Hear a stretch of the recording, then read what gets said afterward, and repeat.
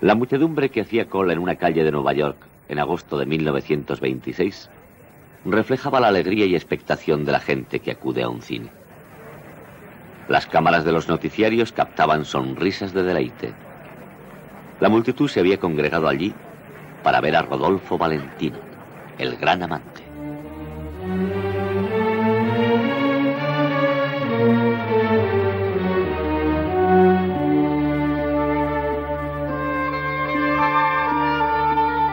Para las mujeres de los años 20, Rodolfo personificaba la tentación de un amor prohibido.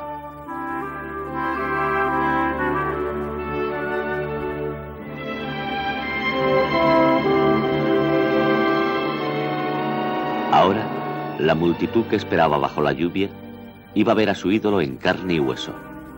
Unos lo verían por primera vez, otros por última. Rodolfo Valentino había muerto. Su cuerpo estaba expuesto en la sala de pompas fúnebres Campbell.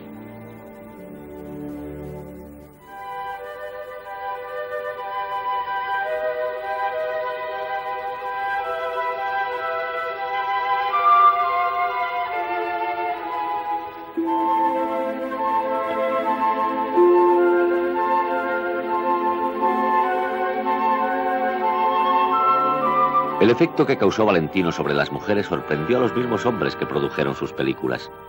Una publicidad típica de la época era tomar el pulso a las mujeres mientras estaban viendo una representación de Valentino. Hubo quien atribuyó este influjo a sus orígenes de rústico y analfabeto campesino italiano. Pero en esto, como en casi todo lo demás, no conocían a Valentino. Había llegado de Italia, efectivamente, pero no era ni analfabeto ni campesino. No éramos una familia rica, ni aristocrática tampoco.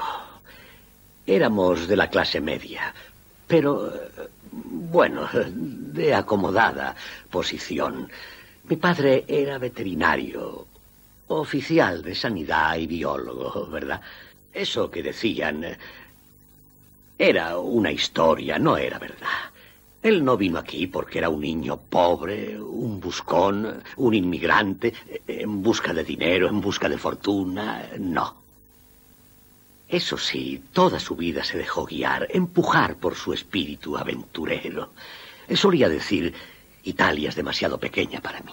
Cuando llegó a Nueva York con 18 años, Valentino pasó sus malos ratos. Como tantos otros inmigrantes, se hizo algunas fotografías con ropa alquilada. Su familia, al verlas, quedaba tranquila. Y para no preocupar a mi madre, cuando escribía se iba al Waldorf Astoria y enviaba cartas desde allí, pero él allí no dormía. No estaba alojado en el Waldorf Astoria. Al contrario, él me confesó que algunas veces llegó a dormir en Central Park. Al fin Valentino consiguió un empleo en un café de Nueva York. Su cometido, bailar con las clientes. Jamás en toda su vida tomó lecciones de baile. Había nacido con ese don. Cuando llegó a Hollywood, su aspecto latino le condenó a interpretar el papel de gigolo, creando un nuevo estilo de malo de la pantalla, como reza este anuncio de la primera película de Joe Maxwell, The Married Virgin, La Virgen Casada.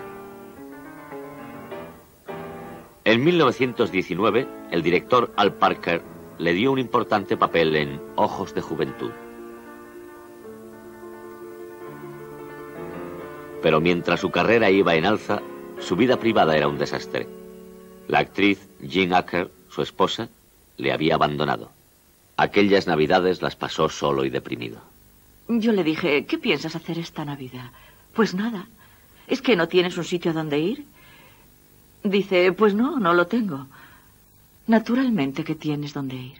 Tú esta Navidad te vienes a mi casa. Ya verás qué noche. Estarán mi madre y mi padre y habrá regalos. Tú serás uno más. Y dijo, ¡ay, qué maravilla! Y le hice vestir de Santa Claus. Tenía yo una capa roja. Le pusimos un gorro rojo. Cogimos algodón y le hicimos una barba blanca. Y él fue quien entregó los regalos. Mucha gente. Me hace reír mucha gente cuando me dicen, uy, yo conocí mucho a Rudy. Yo ayudé mucho a Rudy, yo digo. Sí, sí. Pues hay una Navidad en la que nadie os acordasteis de Rudy. Claro que entonces no era nadie.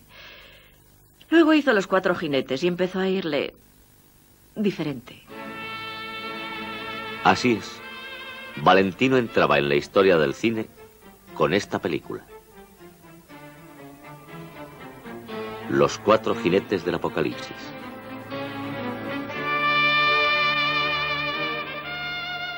Interpretó el papel de Julio.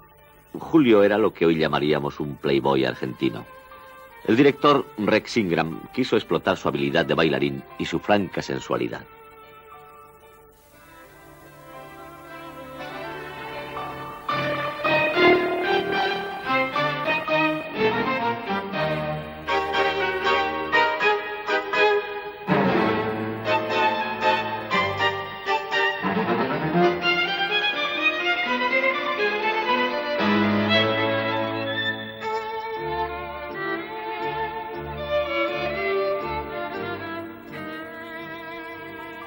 En esta época el tango se consideraba como un baile indecente. De hecho, Ingram lo utilizaba como símbolo de erotismo.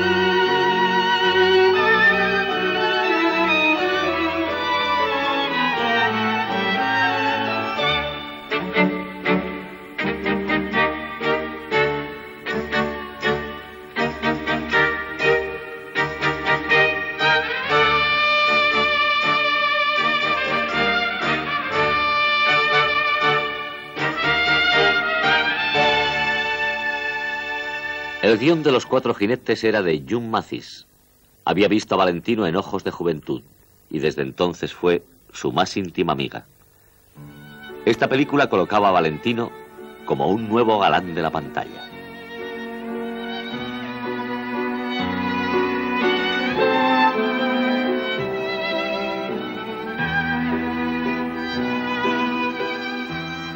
Sin embargo, no le ascendió por sí sola al estrellato. Interpretó muchos otros papeles para la Metro. La Dama de las Camelias, con la actriz rusa Massimova. Lo más importante de La Dama de las Camelias eran los decorados. Y Valentino quedó sorprendido al saber que los había diseñado una joven bailarina, Natasha Rambova. De verdad se llamaba Winifred Hannat y era la heredera de la fortuna de cosméticos Hannat. Valentino se enamoró de ella y este amor encajaba también en los proyectos de aquella chica que estaba decidida a convertirse en una gran productora. Valentino se unió a los Famous Players Lasky e interpretó, teniendo a Agnes Sayers como coprotagonista, El Caid. Estas escenas fueron rodadas durante la producción. Aquí, Rodolfo Valentino causó sensación.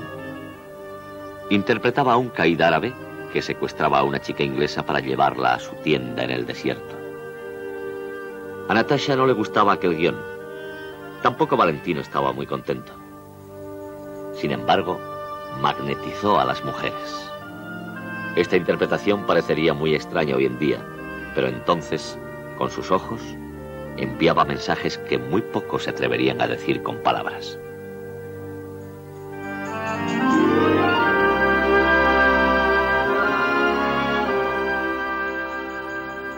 Pero claro, este mismo poder que atraía a las mujeres molestaba a los maridos. La verdad es que levantó oleadas de envidia y por eso fue ridiculizado por los hombres de América. Nunca llegaron a entender a Rodolfo Valentino. No cabe duda de que fue el primero de los Latin Lovers. Hay una cosa muy interesante respecto a Gable. A los americanos no les importaba, incluso aceptaban que sus esposas se enamoraran de Gable. Porque Gable era lo que ellos hubiesen querido ser, pero no aceptaban de ninguna manera que sus mujeres se enamorasen de ese italiano. El Caid convirtió por fin a Valentino en la gran estrella. Natasha aceptó casarse con él, pero Valentino pasó de la boda a la cárcel. Las leyes de California requerían que transcurriera un año entre el divorcio y un nuevo matrimonio. La acusación de bigamia fue rechazada, pero Natasha se indignó. ¿Por qué los Famous Players Lasky permitieron que su primera estrella fuera a la cárcel? La siguiente película de Valentino, Sangre y Arena, debía rodarse en España sin reparar en gastos, según prometió la compañía. A la hora de la verdad se rodó en unos solares. La película tuvo éxito, pero Valentino y Natasha se sintieron estafados. Y aún se sintieron más con el Rajá de Dahar Magard. Tenía derecho a probar todos sus guiones. Así lo especificaba el contrato. Pero lo cierto es que en la práctica no lo hacía. Y ahí empezó la lucha. Valentino rompió su contrato y se negó a rodar más películas baratas. A pesar de ello, sus fans seguían pidiéndole fotografías.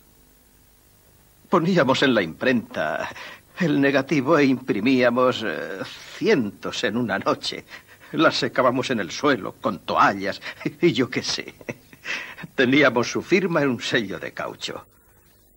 Y después nos anunciábamos diciendo, si quieren fotos de Valentino, por favor remitan 25 centavos para costos y esas cosas. Y recibíamos entre 70 y 80 sacas de postales al día de sus fans. Natasha, Rudy y yo leíamos las cartas y contábamos el dinero. Y entre película y película sacábamos para ir tirando. Así era.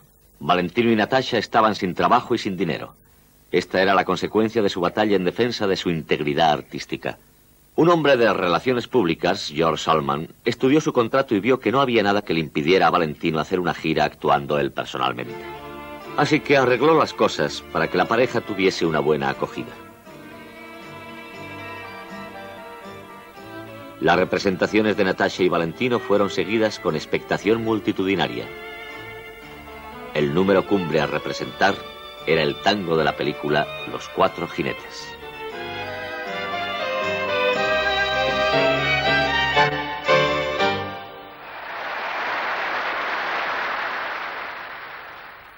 Estaba absolutamente acosado por la popularidad. Eran multitudes. He oído decir que las mujeres recogían sus colillas y las guardaban amorosamente. Una auténtica locura. Exigía el contrato con Minera Lava que Valentino fuese juez en un concurso de belleza local. Mientras tanto, un promotor llamado David Selznick se aprovechó de la ausencia de Valentino de la pantalla para explotar una película suya en el Madison Square Garden de Nueva York. El negocio fue redondo. Las fotos recientes de Valentino eran oro molido. Esta enorme popularidad obligó a Adolf Zukor de Famous Players Lasky a llegar a un acuerdo. Valentino tenía tantas deudas que se vio obligado a aceptar. Natasha y él fueron a Europa de vacaciones. Estas tomas son secuencias particulares de su viaje.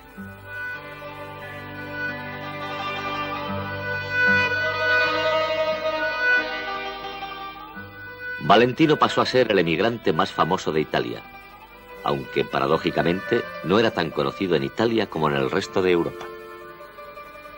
Acababa de regresar de Roma. Era la primera vez que la visitaba después de convertirse en estrella.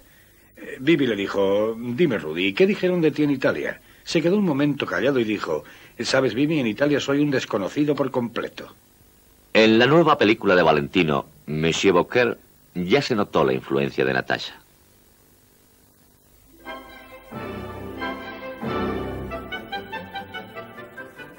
Y quien más notó esta influencia fueron los críticos. La película es demasiado artística, dijeron. Demasiado afectada para las fans de Valentino. Ellas esperaban otra cosa, algo que no han recibido. La estrella femenina era Lois Wilson. Era un profesional muy serio. A Rodolfo no le gustaba gastar bromas en el plató. Era un actor muy generoso y sobre todo era encantador. Yo le conocía ya de mucho antes de hacer aquella película y como persona lo encontraba realmente encantador, adorable y con un gran sentido del humor. Valentino hizo un alarde de fino humor y de elegancia en Monsieur Beaucaire, pero sus admiradoras esperaban pasión.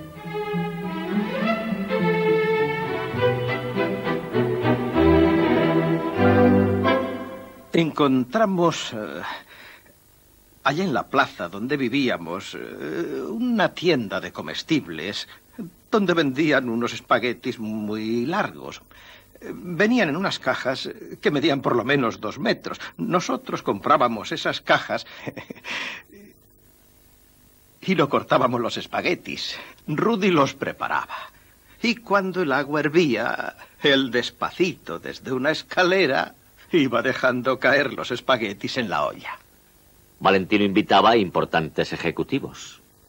Cuando veían aquello tan largo, intentaban cortarlos con el cuchillo. No, decía Valentino, en Italia se enrollan en el tenedor. Pero ¿cómo enrollar 2 metros de espaguetis en un tenedor? Para aquella gente era imposible. Siempre acababan cayéndoseles al suelo. Y nos reíamos mucho con aquello.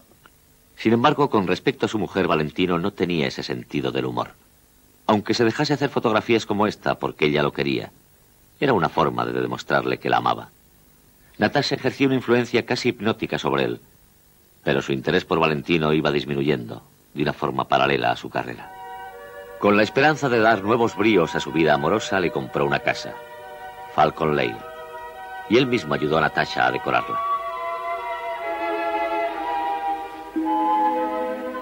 Pero ella no pasaría allí ni una sola noche. Para ocultar que el matrimonio se rompía, hicieron este paripé de despedida ante las cámaras de los noticiarios. Natasha se iba al este para rodar una película por su cuenta. Jamás volverían a vivir juntos.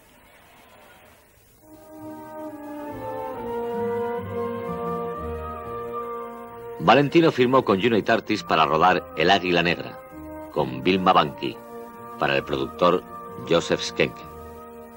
La dirigió Clarence Brown y alcanzó más éxito que cualquiera de las películas que su Natasha había supervisado. Aquí Valentino interpretaba a un bandido ruso que se casaba en la celda de la muerte poco antes de ser ejecutado.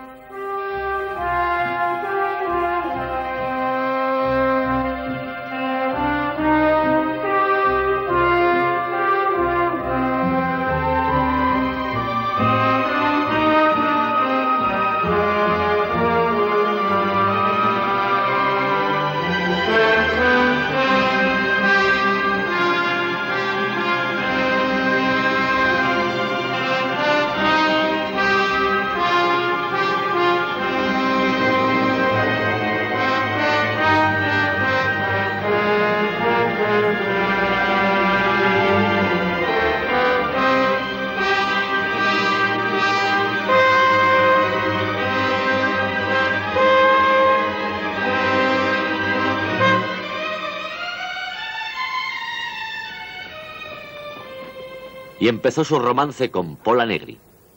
Gastaba el dinero a manos llenas. A sus amigos les decía: tengo la corazonada de que el dinero no me va a servir de mucho. Conducía temerariamente. Tuvo algún accidente grave. Natasha solicitó el divorcio y él se sentía cada vez más y más deprimido. Para paliar sus problemas monetarios decidió rodar una segunda parte de El Caid. Y la rodó con un viejo amigo, el director George Fitzmaurice. Fitzmaurice tenía una sofisticada manera de entender el encanto de Valentino. El hijo del Caid.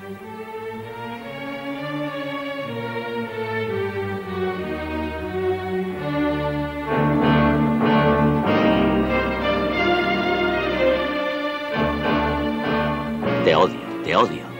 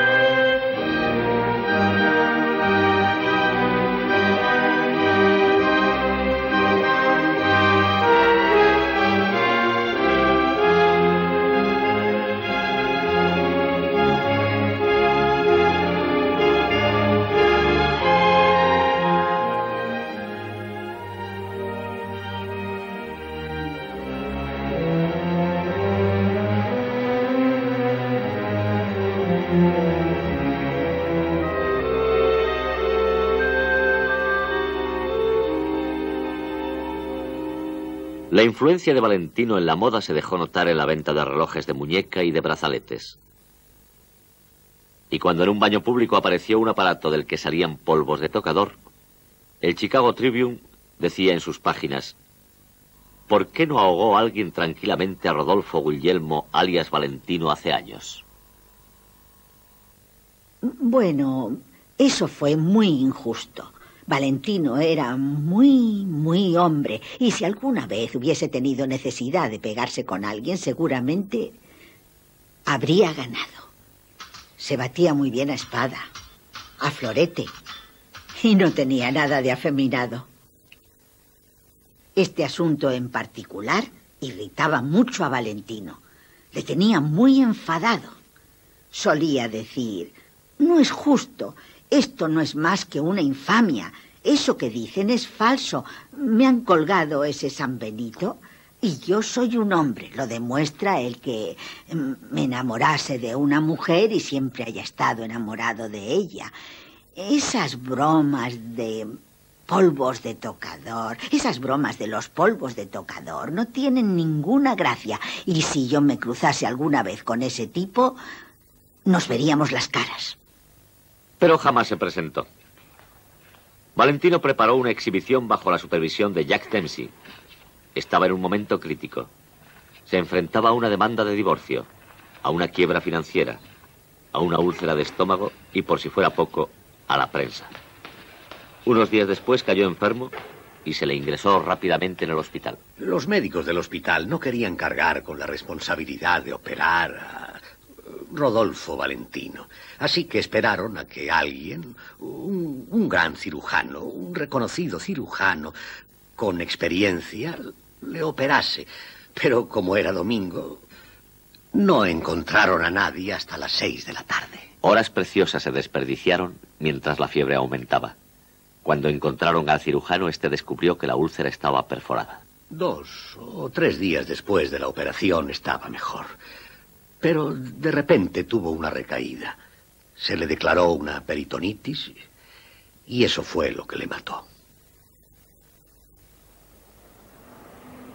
Valentino descansaba en una sala de la funeraria Campbell. Allí se encontraba mucha gente que de verdad sentía admiración y afecto por Valentino. Todo el mundo estaba emocionado. Y la emoción se convirtió en un histerismo colectivo que nadie pudo detener. Es ese histerismo que se ve en tantos funerales.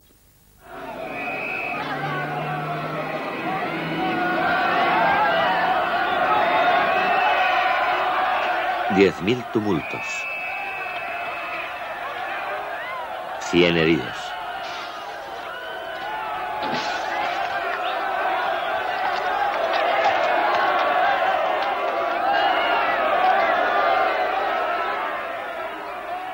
Siete días después, el funeral.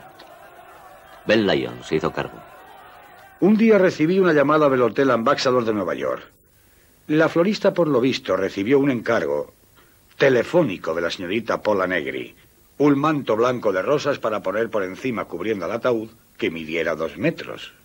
Y en el centro unas letras hechas con rosas rojas, las letras P-O-L-A, Pola. Aquello parecía una noche de estreno para ella. Una premiere o algo así. Eso no se hace de ninguna manera, dije yo. No consentiré que eso cubra el ataúd. Y no se puso, naturalmente, a pesar del enfado de Pola.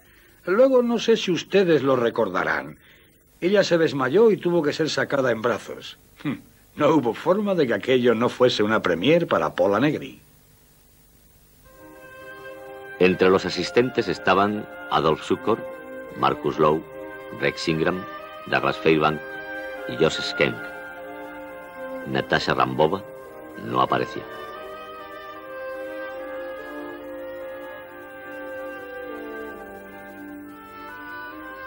Se propuso hacer un segundo funeral en Hollywood. Alberto Valentino se unió al tren que tardaría 5 días en hacer aquel viaje. Atravesamos el país y fue sorprendente. Probablemente ustedes no me crean, pero fue sorprendente ver aquellas multitudes que estaban allí solamente para tratar de expresar su dolor por Rodolfo. Me desperté muy temprano. Casi no había amanecido cuando el tren se detuvo. Fui informado entonces de que un grupo, unas cuantas personas de Erie, que llevaban guitarras y mandolinas, la gran mayoría eran italianos, inmigrantes que vivían en América, querían que yo les diera permiso para cantar y tocar una canción italiana en recuerdo de Rudy. Fue conmovedor.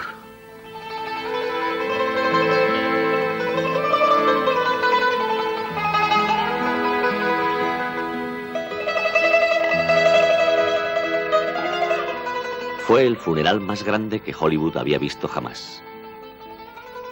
En la iglesia del Buen Pastor, en Beverly Hills, estrellas como Mary Pickford y Douglas Fairbanks le rendían su último homenaje.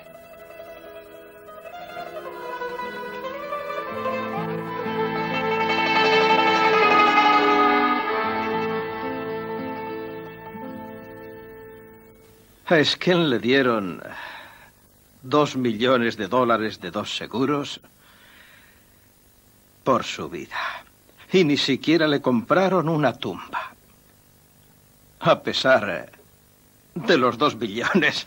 Y lo enterraron en una sepultura propiedad de June Mathis. Verá, June tenía comprados 3 de esos huecos, no sé cómo los llaman, que están metidos en la pared. Para ella, para su madre y para su esposo de entonces. Entonces su marido era Balboni. Así que cuando Rudy murió, ella dijo, si no tienen tumba para Rudy, que use la de Balboni. Y aún sigue allí.